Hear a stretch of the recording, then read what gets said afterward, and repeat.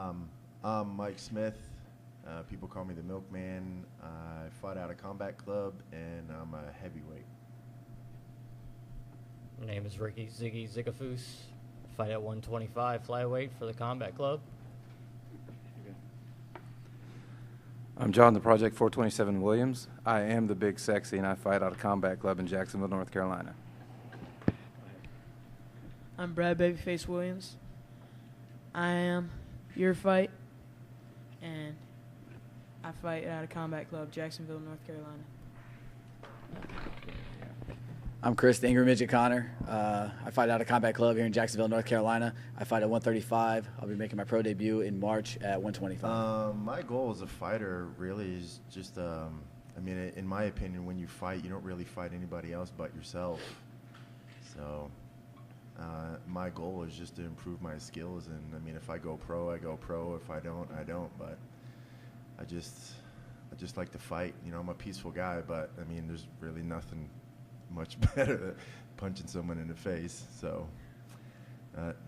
as far as goals go, it's like, the sky's the limit for anybody. So wherever it takes me, it takes me. My goal as a fighter is really to see what I can do. I've been in combative sports pretty much my whole life, and this is the next evolution for me. I will be going pro, and I'm going to see where that takes me. The only thing I got to worry about is my age. I'm probably one of the older ones here, so it's the clock's ticking against me, so I want to get as much in as I can and bring some awareness to some causes that I find necessary. I'll let you take this one, Big Sexy, because you are one of the few ones that are a little older than me. Well, I'm 37 years old, and I actually just started doing combat sports back in April after doing a physical rehabilitation for a knee surgery. As far as sky's the limit, like I said, I'm 37. The clock is also ticking against me. However, in my opinion, I watch a lot of boxing, ESPN Friday Night Fights with Teddy Atlas, and in Teddy's words, I still got young legs. So we'll see how far it goes. Only time can tell you that. I might get into exotic dancing for all I know. Well, I think something that's gonna kind of pump me up, get my heart rate going a little faster. That way I'll be ready to go in. I like Eminem, so I'll probably come out to an Eminem song. Kind of pumps me up, gives me where I'm going. Yeah, kind of angry. Recently, my grandmother just passed away, and we were pretty close. So she was born and raised in Scotland. So for this fight, I actually hired some bagpipes to play Amazing Grace for her, and I'll be walking out in a kilt just in memory of her. So this fight and probably every other fight probably dedicated to her. I just pick a song to have fun with, go out there, hopefully win the fight, have some fun. How old are you? I'm 14 years old. Are you one of the youngest fighters? Yes, ma'am. What we do is we have a youth MMA program, and we're going to match him up accordingly. We're going to match him up based on his abilities, just like I would any other fighter. His abilities, where he's at, his weight, and we do look at age. I'm not going to pit him against some 17-year-old who's about to graduate high school, just because the maturity level and the strength is going to be way different than a 14-year-old's. So those are the things that we take into consideration whenever we're looking for fights for our youth guys. Fighters at the Combat Club, is your goal to become a pro at some point in life? I would like to, but that's not a big thing in the whole picture. I like to go out there and compete and have fun, like I said earlier. For probably the last 8 weeks, I've been in here religiously 5-6 days a week, twice a day, working on footwork and cardio and trying to get out of the Donkey Kong Robart mode. So this time, no one ever wants to go 3 rounds. Hopefully it gets ended sooner, but if it does, hopefully I can at least have more gas in my gas tank, by the time. But every day I still, work out at Gold's. I still weight train. So we'll see what happens. This guy's a big boy, and I'm just not going to take him lightly. So the guy you're fighting, is he an MMA guy? He, from what I hear, is a wrestler. But I'm gonna go out there and just try and kick his ass, just like I do everybody else. So. The guy that I'm fighting, he's more of a wrestler. I'm looking to keep it standing, stay away from takedowns, so I've been working on that. Work on combos and keep everything standing on the feet. I like John Jones, just his style, his length. He comes out, he's a champ, so he acts like a champ. You got to beat the champ, so that's how I see it. Well, my style is as a boxer, and I like to go out there and dance around like Muhammad Ali. What? I've never seen you dance. He can sing and dance.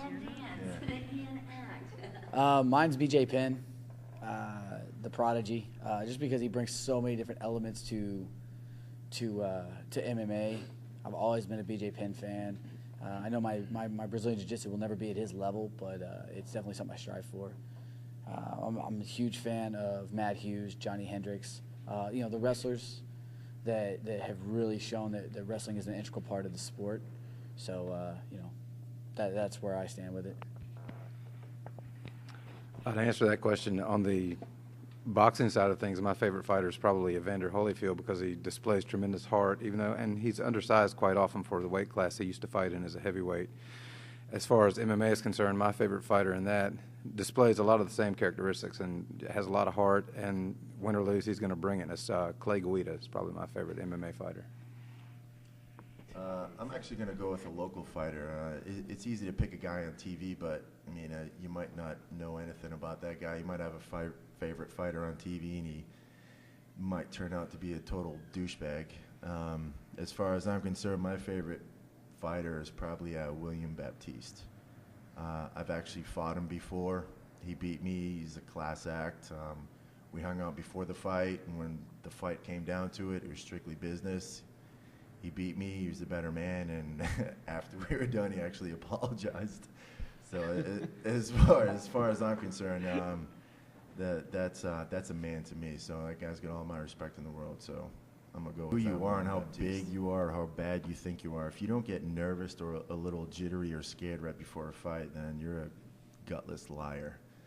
I'll fight anybody, and I'm not afraid of anybody. But right before you get into a cage and you're about to fight someone who wants to do the same thing that you want to do to them, and that's completely kick his ass and break a bone if you have the chance, then you'd be lying if you said you weren't a little nervous. So, but at the same time,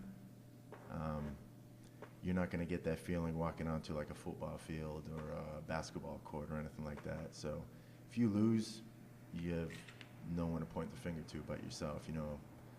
Sometimes you get caught and sometimes you just get beat up, whatever. But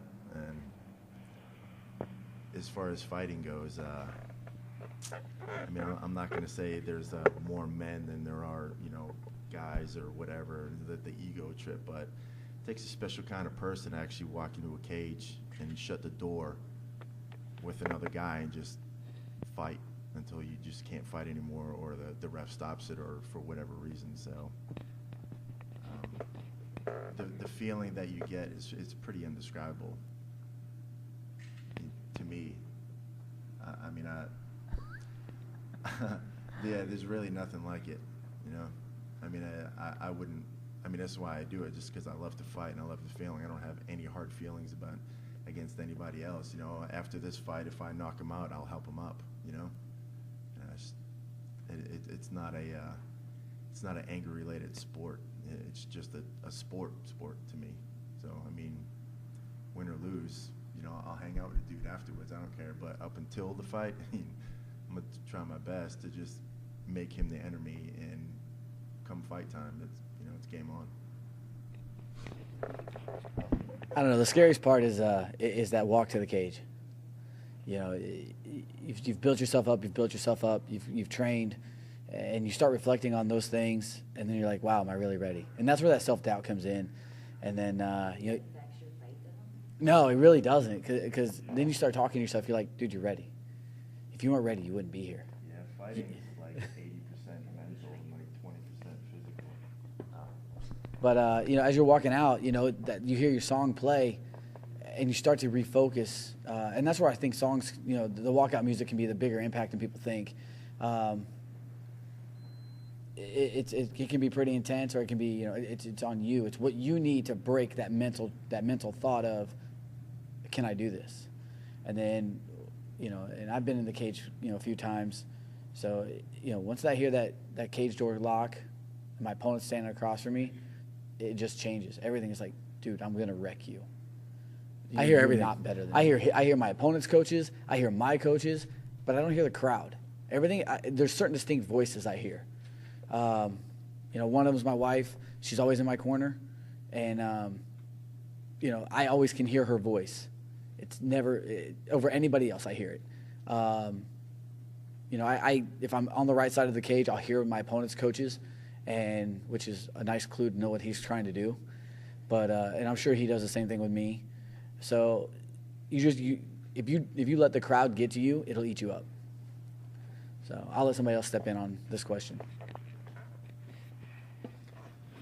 Well, I guess I was one of the group that's had the most recent fight, technically. So, it was my first fight.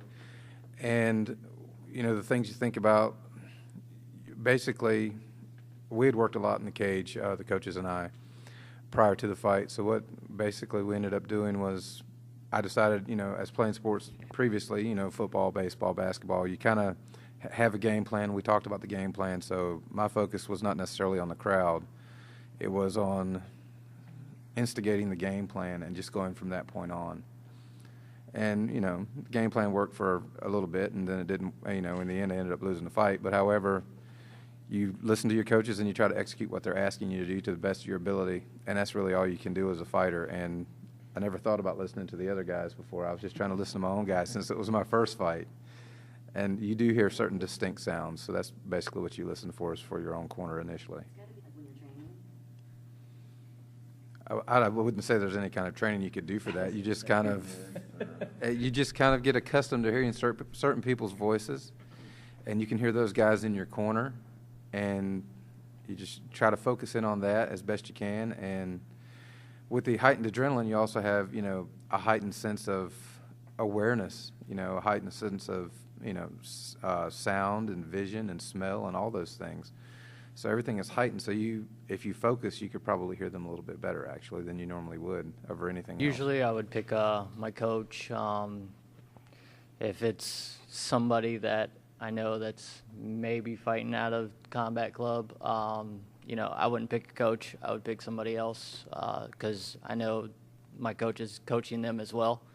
So I would pick somebody else just to show that there's no, he's not in between. He's not picking a fighter. He just wants you both to do well. But I want to pick somebody that, I can hear stands out among everybody. So that's what I look for. My corner is actually probably one of my best friends, and just luckily for me, he just happens to be a pro fighter himself. So just to pick like your buddy or someone that you think is a fighter and knows what they're doing, that is, in my opinion, just like a totally wrong way to go about it. Like when I pick my corner, I have full trust in whatever this guy says, as far as like if I get into a position and he says something, that's exactly what I need to do.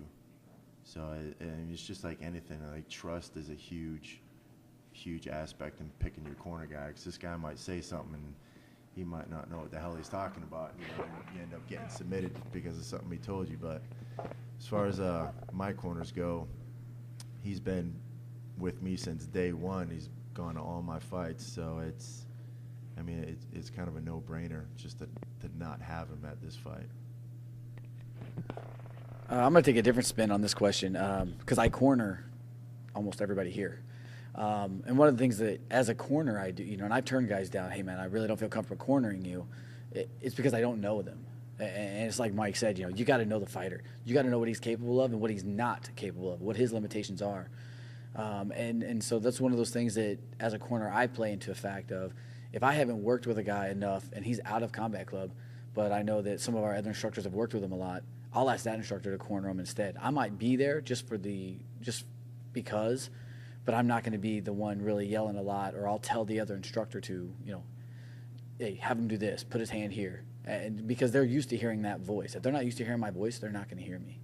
So it's a two-way street, and hopefully corners take that into consideration as far as who you ask. Make sure that your corner knows you. I watch what I can on YouTube of all the fighters that I fight. I just, I see what sides they lean to, what they're good at, what to stay away from.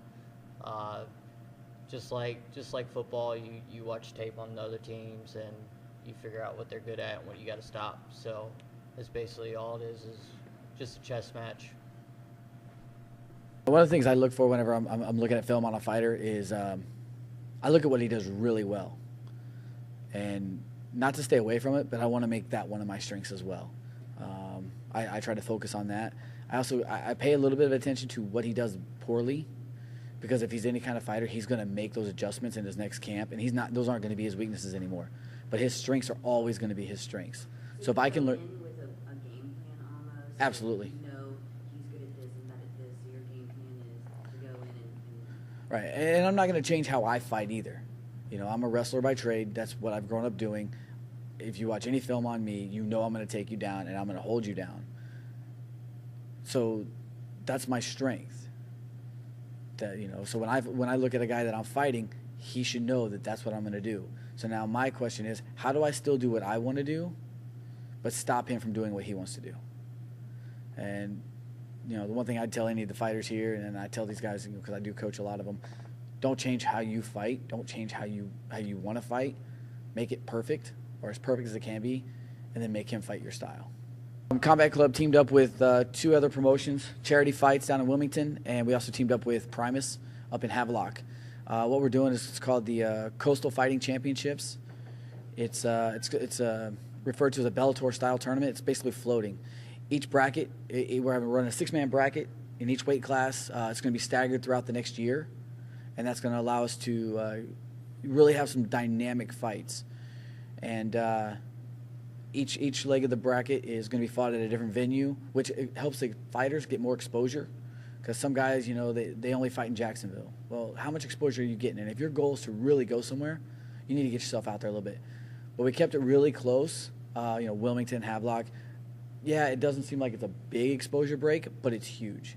That's a lot of fans in an area that may not have seen you. And the nice thing is Charity Fights is a professional and amateur card. So you're going to be having professional fighters and professional promoters coming to that event to actually see. And they're very open to telling you what they're looking for and what you need to work on. So that's one of the biggest things that we're excited for. Ricky here is actually going to be he's competing in the 125 bracket starting November 16th, which is next week.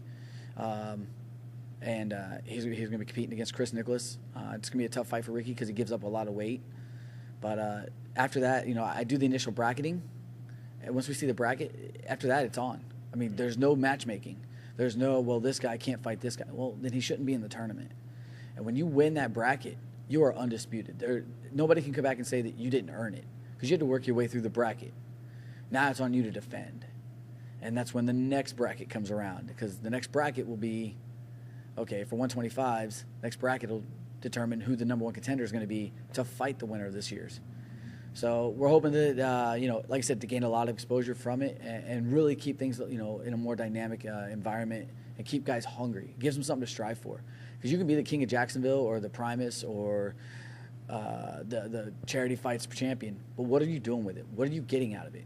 Well, now guess what? Now your champion has a bigger tournament that he can get into and really show what your gym or what that fighter is capable of. And that was the whole premise behind the tournament style format.